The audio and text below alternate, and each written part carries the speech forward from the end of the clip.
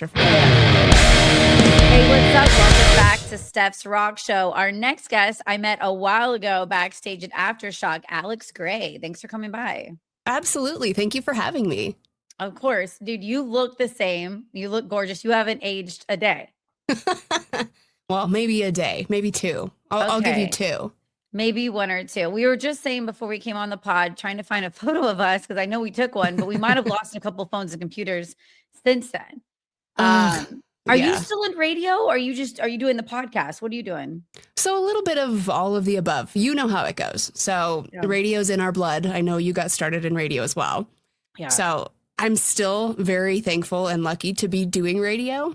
And, you know, I've got a couple stations I'm working with right now. I just joined on with 98 KUPD in Phoenix. Super excited about that one. I also do the podcast that rocked every Wednesday night.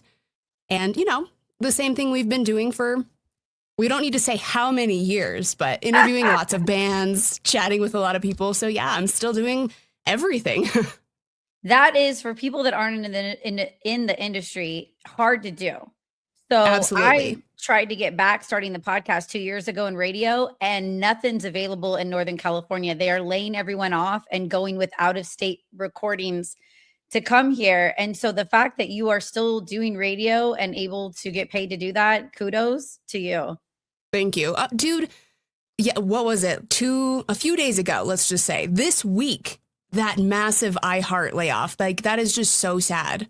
Seeing so many of our like companions just, what do I do now? Where do I go now? And that is so common in the radio industry. I don't think a lot of people realize how common it is. Like, what is the saying? If you haven't been fired at least once, you're not actually in radio. And that is so true, sadly.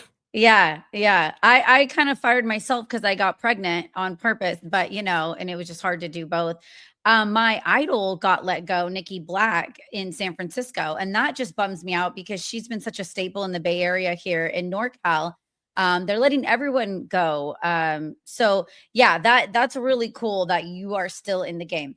Okay, I want to talk a lot about your interviews because you've done a bunch. Recently, when I just went on the Instagram and saw you had Jeff Tate by, what was your experience with Jeff Tate? So I want to ask you the same question because I remember when you interviewed him. So he was really cool. We were obviously talking about Operation Mindcrime 3. So if you are a fan in this like power metal space at all, which I know we all kind of revolve around all of these different genres of rock and metal. So you know the story, you know Operation Mindcrime 1 and then 2, and then this was 3, the continuation with just Jeff, not Queensryche.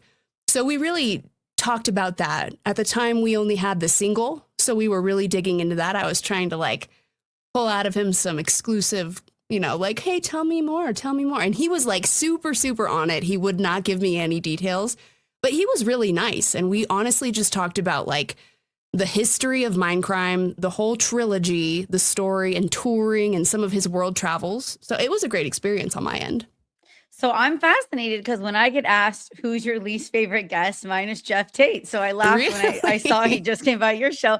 And I don't say that normally. I really like everybody. I'm pretty chill. But yeah, I was in Austin, Texas, working at 101X, and I got an interview with him. And I was very excited because growing up, my dad was a huge fan. So I did a lot of research and showed up stoked. He was not in the mood, very short and rude while the cameraman was setting things up. And then every time I asked him a question, it was like a one-word answer where, you know, it's kind of hard to pull from. And I had my least favorite interview experience. So I'm proud that he's gotten better or he likes you. I don't know, or both. I don't know. I'll take it either way, honestly. So who because you've interviewed hundreds of people, who is your favorite or one that stands out the most? Dang it. I was hoping you wouldn't ask me that because, you know, there are so many. Or we have so many. Like a couple that you really like. Probably. Like if I thought about it, there are just different instances. It's like, okay, that one was really, really good because we got some really good stuff that we weren't expecting. Like I remember interviewing Neil Fallon of Clutch one time, and we were talking about the new album to come out at the time. I don't remember which one it was. It was in like 2018. But we were talking about it, and we were just, you know, I don't know if I can cuss or not, but yes. we were just shooting the shit. And so he just kept talking and talking. He's like, oh yeah, the new album's coming out. It's called Book of Bad Decisions, or I think that's what the album was. And I'm like, oh, rad. And then I went back and I'm like, wait a minute.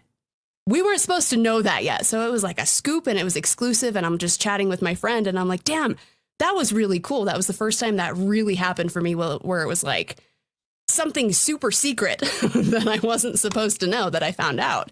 Yeah. Other times it's just people that we end up making friends with across the industry. So like, I mean, Jonathan Davis, when I first met him and chatted with him, he was an absolute sweetheart. In this moment, I met them on the Rob Zombie Aussie tour in 2007. Yeah, I love them. They're so good. So good. I know you've chatted with them too. We may have even talked about that. They are amazing people. So like Chris and Maria, great people. Yes. So, I mean, there's so many, honestly. You and I could probably talk for hours about our favorites. In this moment, one of those bands that asked me if I wanted water when we were setting up the interview. And I just never forget that, that I feel privileged to be in their presence and to have them buy a show. And when they are so kind and just human and also worried about the atmosphere and you as well, or wanting to get to know you even off camera, we're like, wait, what? You're the celebrity. This is so cool. Okay. Okay. Yeah, what about for you? What's one that maybe kind of rubbed you the wrong way, can you say, or just wasn't as exciting as you thought it would be? It's been enough years. I've never told anybody this. But exclusive. I think you're getting an exclusive right here on Stef's Rock Show. It's not that bad, but it's always like just been irking at me. Mm-hmm. I interviewed Highly Suspect one time. And they were just not feeling it that day. Kind of like your Jeff Tate story. Like sometimes people are just having a bad day, right? Yes. And nothing against the music, nothing against the people, because I honestly do not feel like I know them at all. But I went into this interview. I was super stoked, super excited. We had a brand new single. We were just getting ready for a new album to come out. And, I'm sitting down and talking to the guys and they wouldn't give me anything. I was like, hey, we have nothing from this album yet. Tell me about the album. Tell me about some singles. Tell me how you guys work together in the studio. The basic questions before we have any content. Yeah. And they were like, oh, well, we decided to bake a cake and then we shot it off into space and it became this piece of just magical. And I'm like, what? Well, and they just kept saying super weird, stupid shit. And I'm like, I can't use any of this. None of this makes sense. And it's not even like that funny kind of stupid stuff where you're like, oh, I can make this something cool and jokey. And it was just such random crap. And I'm like, all right, sorry, y'all are having a bad day. Talk to you guys again later, I mean, that's a great point. We all have off days, in our lives. And there's banter's okay, but not making sense. You just reminded me of Red Jumpsuit Apparatus. I don't know if you've interviewed them, but they came by and not making sense at all. And I heard they weren't feeling good. So I had that heads up from their manager, and they're on the side of the road and they're not even answering my questions. They kind of just kept making it very political and crazy. And I was just like, okay. And then of course it did well though, because they sound nuts. And so it gets a lot of views sometimes, even if you think you're pulling teeth or the interview isn't good up to our standards. Sometimes it's good for the audience to see the reality of the band's character off stage. Absolutely. I wish that had been my experience, and I wish that had worked out in my favor, but it did not work out that way. Yeah. So would that be your least favorite? No, I think it's still Jeff Tate to like, because you know how that is. So that was with a station. So it was in person. So to me, that's more meaningful because I'm sitting down. It takes me an hour to drive to where the band is, maybe an hour to set up, an hour to pack up. I love this podcast. It's so simple because you're clicking join me and I'm in my living room right now in like sweatpants. You know what I mean? So, and that's Red Jumpsuit Apparatus just came on last year. And so it was silly and goofy, but I guess because I went through so much with my team to set up for Jeff and he barely gave us anything. That was like my bummer. And I'm like, dang. And I wanted to send it to my dad and be like, are you proud of me? This guy came by, but you could tell, I don't think he liked my age because I was really young and he didn't know that I'd grown up with 70s and 80s rock blasted in the dirt bike lounge of, the house that I grew up in. And so I don't think he understood how much older rock that I liked for such a young age, but it's fine. To each his own. So, okay. how did you, let's roll it back a little bit. How did you get started in radio and find out that, oh my gosh, I want to be a radio DJ? Okay. So you know what? Because I love you and we're catching up and we have not talked in so many years. I want to tell you the full story of how I got into radio because this story is awesome. Yeah, I'm excited. So I went to school, I got my degrees, I did my whole thing, whatever. And then I quickly ended up at a radio station. So I started in radio doing sales at first. And it was just my way in. It was my foot in the door. I hated it. I didn't want to do it.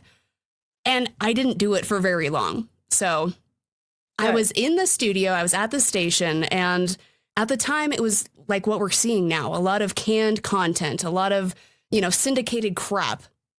And I knew it shouldn't be that way because I was an avid radio listener. My mom was a huge radio fan growing up, and she was always like, oh, I wish I could have been a DJ. Like, she always talked about that herself. And so I always listened to the radio.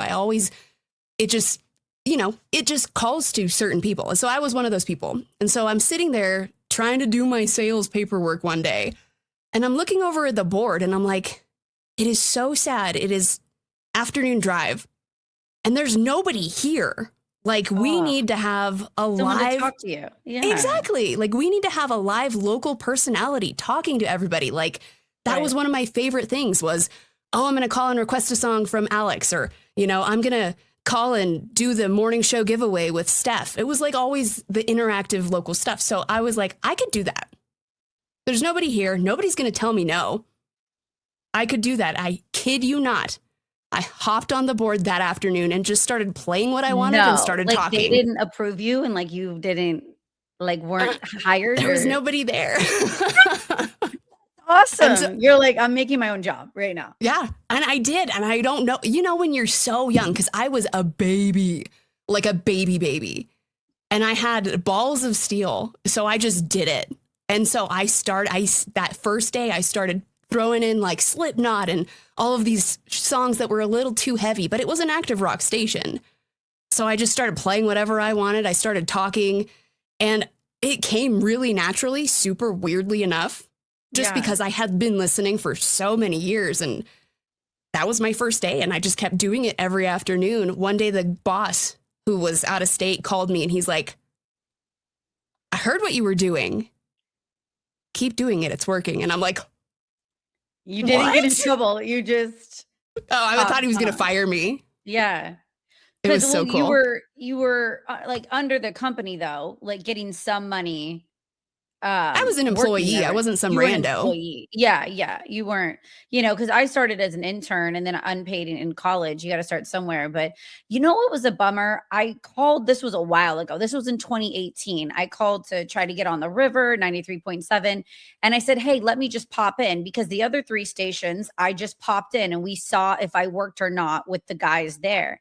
And when I called, and the iHeart owns them as well, they said, oh, that's done. We don't do that anymore. You can't just pop in and try things. You have to be under contract, hired on, signed all this paperwork to even get on the air now. And I'm like, oh, that's a bummer, because it used to be neat. I could move to a city and go, man, I hope this works out. I hope I could be on this station. And if not, I'm going to keep doing my little YouTube channel on the side and bartend, kind of all my side backup jobs. But it's harder in radio nowadays to just start or just send out your little reel and see if they're getting back.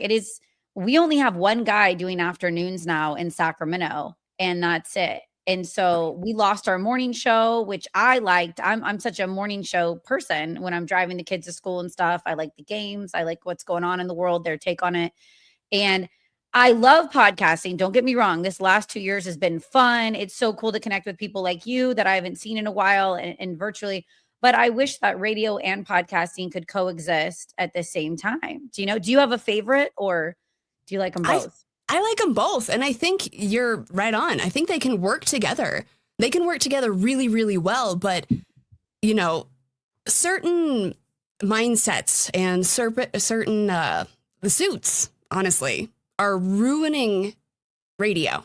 Like, we can just be super honest about it. There are certain players in the game who are messing it up for the rest of us, and it's losing its touch. It's losing that local, hey, I'm going to pop in. I'm, the local Stef's podcast, Stef's Rock Show podcast host, like, I want to come in and come on the show. Like, that kind of stuff used to be common with radio because it's like that local connection. It's that extension of local celebrities, like the local restaurants or, you know, the local venues. And so these big corporations with all of their rules and the gatekeeping are shutting that out. And it's been going on for so long and it's just getting worse and worse and worse. It could work really well, podcasting and radio together. Yeah. They just haven't figured out how to do it right yet. I joke, you know, I loved being the D-list celeb, you know, the local celeb. When you're in the grocery store, one person recognizes you and you're like, that's cool. But I grew up like you too, loving the radio and listening to the radio. And I remember calling in late at night and pretending to be asleep. And my parents thought I was asleep and turning on the radio really low and calling in and talking to the radio DJs and then going, oh my God, when they are outside of the Blink-182 concert, I'm going to say hi. And then thinking I met Taylor Swift, maybe to someone else when I met my local DJ that I talked to at night. So you're right. I think iHeart and these big media companies, they're missing the point when they get one chick that then lives in Louisiana and is broadcasting in California or Arizona and New York. Then you can't meet your local radio celeb and you're losing touch of why it was so neat to think, oh, I'm friends with the person playing the music on the radio right now. That was absolutely cool. Well, and it holds on to that sense of community. Like, this person lives, like for you, this person lives in Sacramento. They know what's going on. You know, we have a favorite venue that we like to go catch shows at. We're at Aftershock every single year. Like that, just personal touch is lost more and more every day. And it's so sad. Yeah. Are you going to Aftershock this year? I don't think so. I don't know. Me neither. I've missed a few. That one was always one of my favorites. I feel like age is catching up to me. And so like 4 years feels like a lot now. Or I mean, 4 days. Same. I did it a couple years ago and I was exhausted and it was so much footage to look over and it's really fun. But I sound a little cocky, but I just went on my other friend's podcast last week, Metal Queens. And I said, you know what? I'm at this age where I've got the great equipment. I know what I'm doing. I kind of want to get paid to show up. And if I'm not getting paid, I'm tired. Now I'm reaching out to the bands to come by virtually to talk about it for sure. But to go in all the dust and set up my shit and then leave at 11 p.m. and start editing, it's a lot. It is. Yeah. I mean, it's super fun and it's still like all of the memories we have. I will always hold on to those. And I know we can make more. Like you and I could go hang out at Aftershock this year and make some amazing memories and interview a lot of great bands and stuff. But the prep to get to that point and think about, oh yeah, I'll go. I just get tired. I'm like 4 days of nonstop work, as you said, and then editing and then, you know, publishing everything and the write-ups. It's just get tired thinking about it. And I feel like a granny saying it out loud, but yeah, I might go next year though. I was telling my friends, I was like, okay, I want to miss it for a couple years again. And then also looking at the lineup, like I went a couple years ago because I used to be so close with CKY and Alien Ant Farm. I was kind of a skater girl growing up. And so those are like bros. So I wanted to see them. And Chad hadn't been back on stage with CKY for a long time at a festival. So it was just like a cool experience. So if there's like somebody I'm really close with, I definitely want to go or for that day. This year, there's not anybody. It's kind of cool though. I was looking at the lineup. I'm like, God, I think I've interviewed most all of the lineup and I love them. There's no one I kind of need to get off my checklist, if that makes sense. That, you know, and they're so busy. You see it, it's so saturated now backstage. There's become so many podcasters that it's harder to get that interview or a solid 10 to 15 minutes with the band. So it is a lot of going and hopefully this interview will happen or they're not too tired and stuff like that. Yeah. Okay. So you have been in the mix. You've been backstage. I was curious, do you have any like hot chick stories? Like have you met any hot chicks in female bands and kind of hit it off or started talking, or do you date anyone in the industry or are you kind of not into that? Can we go to the next question? Why is it no? It's just you can't. No, I'm so public now about my dirt. You see, and there's no dirt. There's no dirt. I have no dirt, but I've got there are so many strong and powerful women that we've met over the years. And sometimes you just meet some of these women and you hit it off and then you keep chatting and then you just stay connected over the years and you become friends and like, I don't know. I've got a lot of those and I'm very happy about it. But you can't say if you've hooked up with any of them. No, I can't. Okay. It's cute. I like the not kiss and tell. I did that forever. And then I started the podcast and I was like, so you guys, I banged a lot of people in LA days and just kind of went down. I was just thinking though, I have never hooked up with someone that was a female that was famous, like a well-known female artist. I mean, you've got time, girl. Yeah. The chick from Sloth Roast is really hot. So I worked with Dorothy yes, in Hollywood tell me about that. at Crazy Girls. I love telling people because they don't know that we stripped together a long time ago in LA. Hell and yeah. She had her little mixed CD, and she was handing them out and I was like, oh girl, that's cute, like come on. And she's fucking incredible. She's everywhere. She came by my show in 2018 and I said, should I not say anything? She's like, no, girl, say shit. I'm like, okay, all right, cool. She's so laid back and just such a badass. Oh, was that when she was showing off her sweet boots? Yeah, she was putting her boots up and then she just fell in love with some new guy and that had a huge penis. And I was like, okay, this is my vibe. I'm into that. You were like, okay, girl. She's dated both, I love open-mindedness. I love people that totally. Just stick. I think if you stick to one gender, you're boring. It's not my vibe. Dude, it's 2026. Like, yeah, nobody stays in a box anymore. Let's be super honest about that. Like, everybody is super fluid and they're like, oh, well, this one person. And it's like, you see, you get it. You say one, but I don't believe you. It's like multiple vibes depending on the day. I've probably been with more women than you, but that's just because I'm out of control. Like, I have a long list of very hot women that are out of my league that I just don't. I got lucky. Whatever. I know, for real. I'm like, I don't know. I seem to like blonde Barbie kind of types that are realtors that listen to pop music. Yeah, I don't know why. That's my jam. Do you have like a type that you kind of go for or? I don't know. I just love really, really pretty people. Like super pretty. Yeah. I'm a sucker for really clean, nice hair.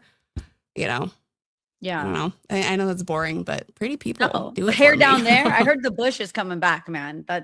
No, I'm talking like this style, Okay. Yeah. I don't think I'm going to grow the bush, but I guess it's hip and cool. Everybody's doing it right now. I mean, not right. No, I didn't know that.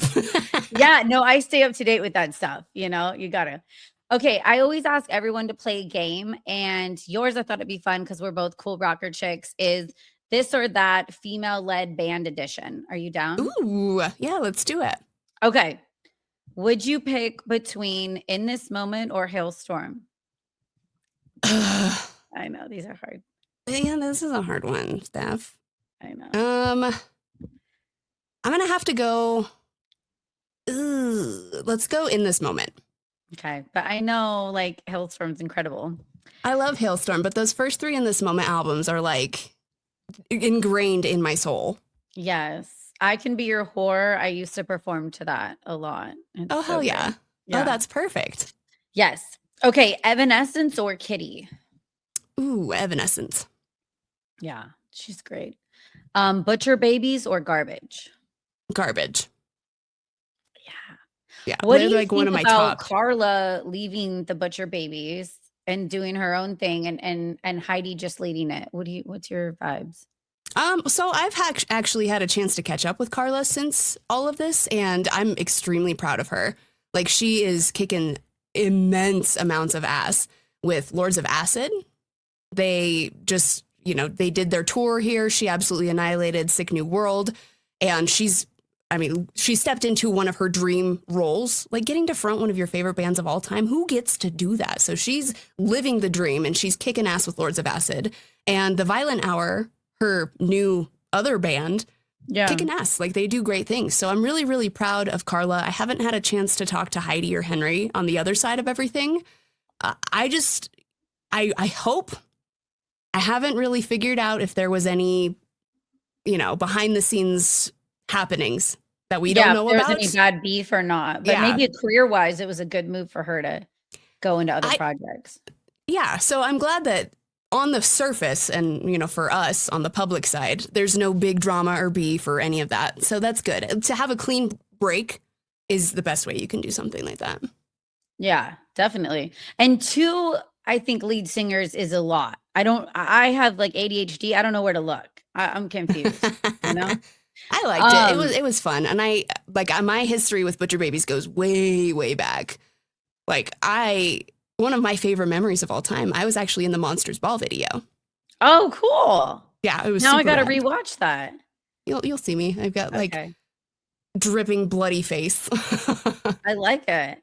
Yeah, I had them by in 2012, so I don't even remember that interview, to be honest. I was like, I think they were opening up for Manson, so I was so excited to get to Manson, to be honest. I was like, who is the Butcher Baby? So like, you have to interview them first. And I was such a Manson kid growing up that I was like, okay. And I kind of ran through that interview to like keep going. But they were nice. Okay, No Doubt or Alanis Morissette? Ooh, No Doubt. Yeah. Did you see her at the Spear? Yes, it was so good. I hate you. I wanted to go, but I have kids, and so they take all my money. How was it? Oh, it was amazing. I didn't have any expectations going into it because I had never been to the Sphere, and I almost cried as soon as the music started. Like, it was so intense. All of the visuals coming at you, completely surrounding you, and then the music kicking in, because they kicked off the whole set with Tragic Kingdom. And as soon as the music just started playing, I was like, classic. Whoa. It was awesome. It was a spiritual experience. Oh, it was. It was intense. That's cool. Okay, Joan Jett or Stevie Nicks? Oh, that's a hard one. Yeah. Ooh. For me personally, I'm going to have to say Joan Jett. Okay. Yeah. If I have a girl, her name will be Jet. I know. Cute. Do you want any kiddos? How's your vibe on kids? No, I've got fur babies. Yeah. They're cheaper. That's more affordable. I messed up. No, I'm just kidding. Nah. Your boys are great. I know. I love Bowie and Hendrix are my rock stars. I just, my partying is different nowadays. We're going to party at medieval times in a couple of weeks. That's my big vacation. You're like, yo, Chuck E. Cheese, what's up? Yes, I'm at Chuck E. Cheese now. I'm not on tour buses. Okay, Pat Benatar or Ann Wilson? Oh, that's a hard one too. I know I'm good at this. You are. Ooh, I love Heart, but I love Pat Benatar. I'm going to have to say Pat Benatar. Yeah. So I've never got to interview anyone from Heart. I would love that. I got to interview the bass player of Pat Benatar, Mickey. And then the radio station put me up in a hotel room in Murphy's, a small town in the middle of nowhere.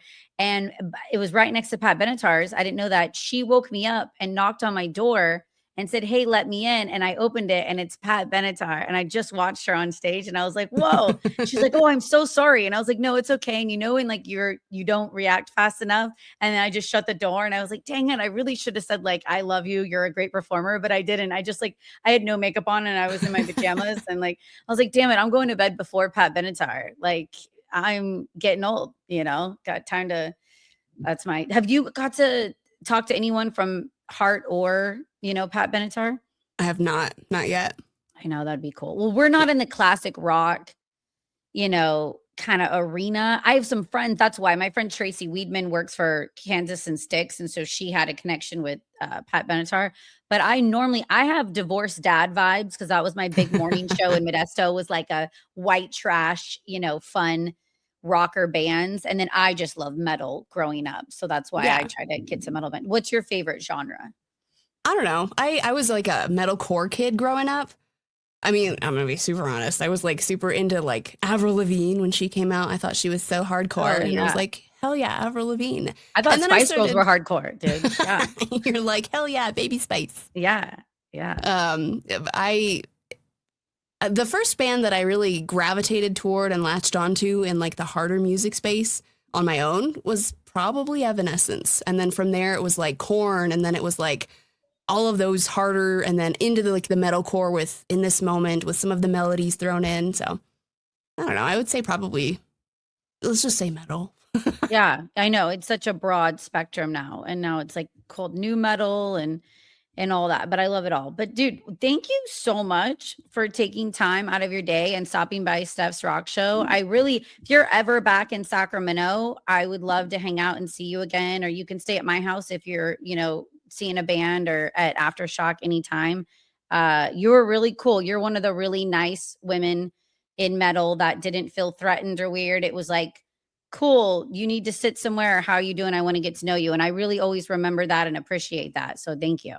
Absolutely. Thank you so much. I'm super happy that we could reconnect, and I hope we get to hang out again soon. Fuck yeah, me too. Hell yeah.